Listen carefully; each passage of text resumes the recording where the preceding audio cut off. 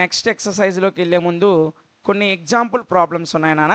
ఆ example problems discuss చేసుకున్న తర్వాత మన ఎక్సర్సైజ్ని డిస్కస్ చేసినట్లయితే ఎక్సర్సైజ్లో ఉన్న ప్రతి ప్రాబ్లం కూడా మనకి ఈజీగా వచ్చేస్తుంది. ఓకేనా?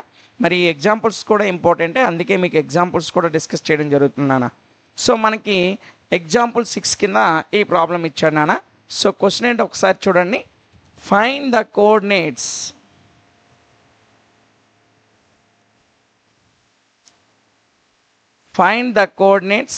of the point which divides the line segment joining the points 4, -3, 8, 5 in the ratio 3:1 in internally. నాన్న ఇంటర్నల్గా ఒక పాయింట్ అంట 4, -3 అండ్ 8, 5ని అనేటువంటి ఒక లైన్ సెగ్మెంట్ని ఇంటర్నల్గా డివైడ్ చేస్తుందంట. అంటే చూడండి, ఇదిగోండి, ఇది ఒక లైన్ సెగ్మెంట్ నాన్న. ఇక్కడేమో 4, -3 అనేటువంటి ఒక పాయింట్ ఉంది. ఈ చివరేమో 8, 5 అనేటువంటి ఒక పాయింట్ ఉంది. ఇలా ఈ రెండు పాయింట్స్ని ఇంటర్నల్గా అంటే లోపల నాన్న, లోపల 3:1 అంటే ఇది 3 ఇది 1, ఇక్కడి నుంచి ఇక్కడికి 3 పార్ట్స్ అయితే ఇక్కడి నుంచి ఇక్కడికి 3 పార్ట్స్, ఇలా 3:1 రేషియోలో ఒక పాయింట్ డివైడ్ చేస్తుందంట. అయితే ఆ పాయింట్ ఇది ఫైండ్ ద కోఆర్డినేట్, ఆ కోఆర్డినేట్ని ఫైండ్ అవుట్ చేయమన్నాడు. అర్థమైందా? సో ఇప్పుడు చూడండి నాన్న, ఎప్పుడైనా సరే ఇలా రేషియో ఇచ్చి లైన్ సెగ్మెంట్ని డివైడ్ చేసే పాయింట్ని ఫైండ్ అవుట్ చేయమంటే దానికి మోస్ట్ ఇంపార్టెంట్ ఫార్ములా మనం ఏది ఉపయోగిస్తామంటే సెక్షన్ ఫార్ములా ఉపయోగిస్తాం. సెక్షన్ ఫార్ములా ఏంటో చూడండి నాన్న. m1x2 plus m2x1 by m1 plus m2 m1y2 plus m2y1 by m1 plus m2. ఇది మీ టెక్స్ట్ బుక్లో ఇచ్చిన సెక్షన్ ఫార్ములా. ఓకేనా? ఏదైనా ఒక కోఆర్డినేటు లైన్ సెగ్మెంట్ని ఇంటర్నల్గా డివైడ్ చేస్తే దాన్ని మనం ఫైండ్ అవుట్ చేయడానికి ఉపయోగించే సెక్షన్ ఫార్ములా ఇది. మనకి టెక్స్ట్ బుక్లో ఈ ఫార్ములా ఇచ్చాడు నాన్న. సో ఈ ఫార్ములా నేర్చుకోండి. m1x2 plus m2x1. అయితే ఇందులో m1 m2 ఏంటంటే ఇదిగోండి రేషియో ఉంది కదా, అదే m1:m2 నాన్న. ఇదేమో x1 y1, ఇదేమో x2 y2. ఈ విషయం మీకు తెలుసు. ఓకేనా? సో x1 y1 అటువైపు ఏమో x2 y2, మధ్యలో డివైడ్ చేస్తున్నటువంటి రేషియో ఏదైతే ఉందో అది m1:m2 అవుతుంది. ఓకేనా? సో సెక్షన్ ఫార్ములా అని చెప్పి ఇది రాసుకున్నాను. Section formula.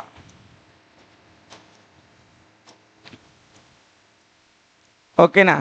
సొల్యూషన్ అని రాసి సెక్షన్ ఫార్ములా అనేది ఒక టేబుల్లో రాసుకోండి, ఒక బ్రాకెట్ వేసుకోండి. ఓకేనా? సో ఇది డయాగ్రామ్ వేసినా ఒకటే, వేయకపోయినా ఒకటే. ఇక్కడ డయాగ్రామ్కి పెద్ద ఇంపార్టెంట్ లేదు. సో దీని ఆన్సర్ ఒకసారి చూద్దాం నాన్న. సో సొల్యూషన్ సెక్షన్ ఫార్ములా నేర్చుకోవాలని ముందే రాశాను. ఓకేనా? సో ఇప్పుడు ఏం చేస్తానంటే ఆ కోఆర్డినేట్ మనకు తెలియదు, మనం ఫైండ్ అవుట్ చేయాల్సిందని ఏమనుకుంటున్నానంటే లెట్ p(x, y) అనుకుంటున్నా. అంటే మధ్యలో 3:1 రేషియోలో డివైడ్ చేసేటువంటి కోఆర్డినేట్ నేను ఏమనుకున్నానంటే p(x, y) అనుకున్నాను. ఓకేనా? So let p(x, y) be the required point. మనకు కావలసిన పాయింట్ ఇది x, y be the required point. ఇప్పుడు మనం ఏ ఫార్ములా ఉపయోగిస్తామని చెప్పాం? సెక్షన్ ఫార్ములా ఉపయోగిస్తాం. ఓకేనా? అది కూడా రాయండి. Using section formula, using section formula.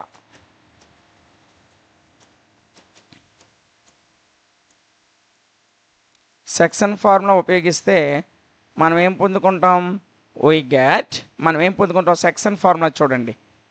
x is equal to, అంటే ఫస్ట్ కోఆర్డినేట్ ఉంది కదా, దాని formula m1x2 plus m2x1 by m1 plus m2. ఓకేనా? సో సెకండ్ కోఆర్డినేట్ ఏంటి? y is equal to m1y2 plus m2y1 by m1 plus m2. ఇది x కోఆర్డినేట్కి సంబంధించి m1 x2 plus m2 x1 by m1 plus m2, వైకి వచ్చి m1 y2 by m2 y1 by m1 plus m2. ఓకేనా? So ఈ రెండింటిని ఒకే బ్రాకెట్లో వేసుకుంటామని మీ ఇష్టమే. ఓకేనా? ఇప్పుడు చూడండి నాన్న, ఈజ్ ఈక్వల్ టు m1 అంటే ఇదిగోండి, m1 అంటే 3, m2 అంటే 1, x2 అంటే 8, x1 అంటే 4. ఓకేనా? ఇప్పుడు చూడండి నాన్న, m1 3, x2 8 plus m2 1, x1 అంటే 4 బై m1 ప్లస్ m2 అంటే 3 ప్లస్ 1. ఓకేనా? ఓకేనా? ఇదిగోండి, m1 అంటే 3, m2 అంటే 1, x2 అంటే 8, x1 అంటే 4. ఓకేనా? ఇప్పుడు ఇటువైపు y2 అంటే 5, y1 అంటే -3, y1 అంటే -3. ఇప్పుడు చూడండి, y is equal to m1 అంటే 3 మీ అందరికి తెలుసు, y2 అంటే ఎంత వచ్చింది, ఇదిగోండి y2 అంటే 5, y2 అంటే ఎంతనా 5, y1 అంటే -3. సో y2 5 కాబట్టి 3 × 5 ప్లస్ m2 అంటే 1, y1 అంటే -3 బై m1 ప్లస్ m2 అంటే 3 ప్లస్ 1. ఓకేనా? ఇప్పుడు జాగ్రత్తగా చూడండి నాన్న, 3 8 జా 24 ప్లస్ 1 4 జా 4 బై 3 ప్లస్ 1 4 నాన్న. ఓకేనా? ఇప్పుడు ఇటువైపు y ఈజ్ ఈక్వల్ టు 3 5 జా 15 ప్లస్ ఇంటూ మైనస్ మైనస్ నాన్న, 1 3 జా 3 బై 3 ప్లస్ 1 4. ఓకేనా? ఓకేనా? సో ఇప్పుడు చూడండి జాగ్రత్తగా,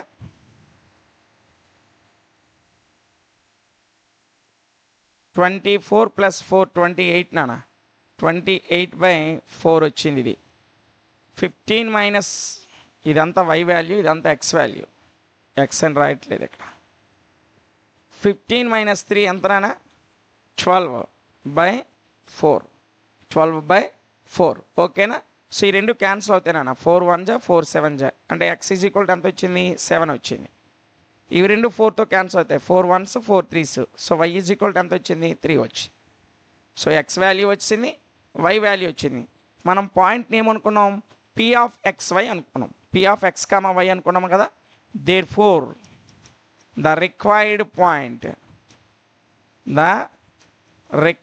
పాయింట్ కావలసినటువంటి కోఆర్డినేటు లేదా కావలసిన పాయింట్ ఏంటి, p ఆఫ్ x, y కదా, x7 y3. ఇదే అంతే, ఈజీ. సెక్షన్ ఫార్ములా వేసి వాల్యూస్ దానికి అనుగుణంగా వేసేయడమే. ఓకేనా? ఇది 6th ఎగ్జాంపుల్ కింద మనకి ఇచ్చాడు నాన్న. నెక్స్ట్ ఎగ్జాంపుల్ నెంబర్ 7 చూద్దాం ఒకసారి.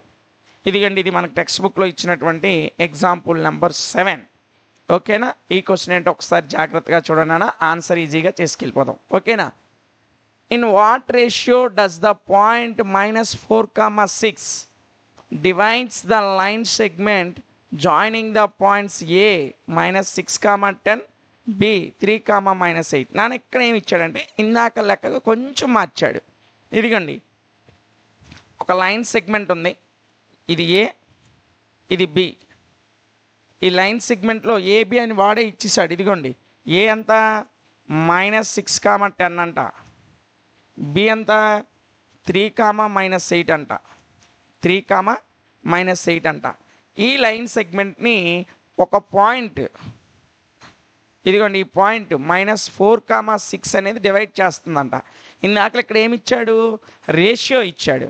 ఇప్పుడేమి ఇచ్చాడు, పాయింట్ ఇచ్చాడు. ఇందాక రేషియో ఇచ్చి పాయింట్ అడిగాడు, ఇప్పుడేమో పాయింట్ ఇచ్చి రేషియో అడుగుతున్నాడు. ఇదిగోండి, in what ratio, A ratio ఈ రెండింటిని ఈ పాయింట్ దగ్గర డివైడ్ చేస్తుంది అని అడిగాడు. దీనికి కూడా సేమ్ ఫార్ములాయే, రేషియో ఇచ్చి పాయింట్ అడిగినా, పాయింట్ ఇచ్చి రేషియో అడిగినా same formula, section formula use చేసే రాస్తాం. ఓకేనా? సో మీరు వర్రీ అవ్వాల్సిన అవసరం లేదు. అదేంటి, ఇందాక రేషియో ఇచ్చాడు కాబట్టి m1 x2 plus m2 x1 అనే ఫార్ములా వేసాం. ఇప్పుడు ఏమి ఉపయోగించాలంటే ఇప్పుడు కూడా అదే ఫార్ములా ఉపయోగిస్తారు. ఏం పర్లేదు, ఆన్సర్ ఈజీగా వచ్చేస్తుంది. ఓకేనా? మరి ఆన్సర్ రాసేద్దామా? సో ముందు సొల్యూషన్ అని రాయండి. సొల్యూషన్ అని రాసి గివెన్ పాయింట్స్ ఇచ్చేయండి. గివెన్ పాయింట్స్ ఏమేమి ఇచ్చాడు, ఏ ఇచ్చాడు -6,10, అదేవిధంగా బి ఇచ్చాడు ఎంత 3, ముందల్లా పాయింట్ ఈ రెండింటిని డివైడ్ చేస్తున్న పాయింట్ కాబట్టి అది రాయొద్దు. ఓకేనా? సో ఫస్ట్ గివెన్ పాయింట్స్ అని రెండు రాయండి. ఓకేనా? ఇప్పుడు ఏమనుకుంటామంటే ఈ -4, 6 అనేది ఈ లైన్ సెగ్మెంట్ని డివైడ్ చేస్తుంది కదా. ఏ రేషియోలో డివైడ్ చేస్తుందో మనల్ని అడిగాడు కాబట్టి ఆ రేషియోని మనం ఏమనుకుందాం, M1:M2 అనుకుందాం. ఓకేనా? సో అదే రాస్తున్నాను చూడండి. లెట్ P ఆఫ్ -4, 6 అంటే దీనికి నేను పేరు వాడు ఇవ్వలేదు కాబట్టి P అని పెట్టుకున్నాను. లేదా డైరెక్ట్గా మీరు లెట్ -4, 6 అనుకోండి, మీ ఇష్టమే. ఓకేనా? -4, 6 డివైడ్ ఏబి అనే లైన్ సెగ్మెంట్ని ఇంటర్నల్గా డివైడ్ చేస్తుంది. ఏ రేషియోలు ఇవ్వలే కాబట్టి మనం ఏమనుకుంటాం, M1:M2 అనుకుందాం. ఓకేనా? So let P of -4, 6 divide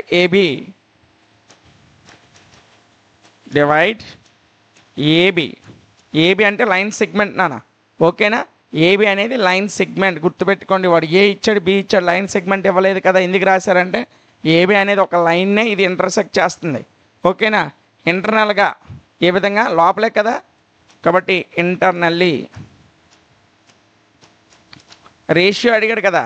so internally in the ratio మనకు తెలియదు కాబట్టి ఏమనుకుంటున్నానంటే M1:M2 అని వేసుకుంటున్నాను. ఏమనుకుంటున్నాను, M1:M2 అనుకుంటున్నాను. ఓకేనా? సో ఇప్పుడు ఏం చేస్తాం, ఇక్కడ కూడా సెక్షన్ ఫార్ములానే ఉపయోగిస్తాం కాబట్టి అది రాయండి. యూజింగ్ సెక్షన్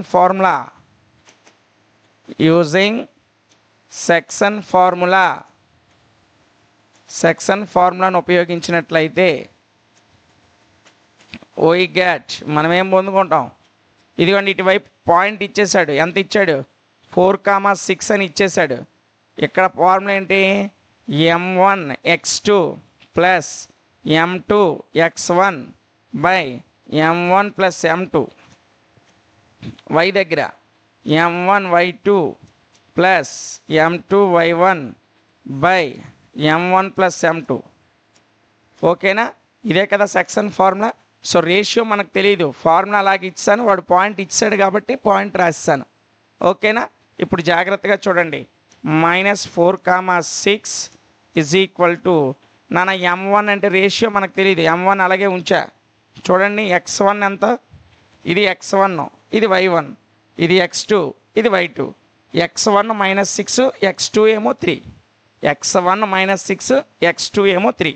ఆ రెండు వాల్యూస్ ముందు వేసేయండి. M1 x2 కదా, x2 అంటే 3 ప్లస్ M2 తెలీదు, x1 అంటే -6. ఇదిగోండి నాన్న, x1 అంటే -6, x2 అంటే 3. ఓకేనా? ఆ రెండు వాల్యూస్ వేసాను నాన్న. By M1 plus M2 comma ఇప్పుడు M1 తెలీదు, y2, M2 తెలీదు, y1, M1 ప్లస్ M2. ఓకేనా? సో ఇప్పుడు ఏం రాయాలి, y2 వాల్యూ y1 వాల్యూలు ఇక్కడ రాయాలి. అంతేనా? ఇప్పుడు ఇలాగ ఇటువైపు వచ్చి చూడండి ఒకసారి. ఇదిగోండి ఇది y1 10, y2 -8. y1 ఎంత, ఇదిగోండి ఇక్కడ ఉంది 10, y2 ఏమో -8. ఓకేనా? సో రాసేద్దాం. y1 ఏమో 10, y2 ఏమో -8. ఓకేనా? సో M1 x2 ఏమో 3, M2 x1 ఏమో -6. కింద M1 plus M2, M1 y2 ఏమో -8 ప్లస్ M2 y1 ఏమో 10. ఓకేనా? దేని వాల్యూ దాని దగ్గర సబ్స్టిట్యూట్ చేసా. ఇప్పుడు చూడండి,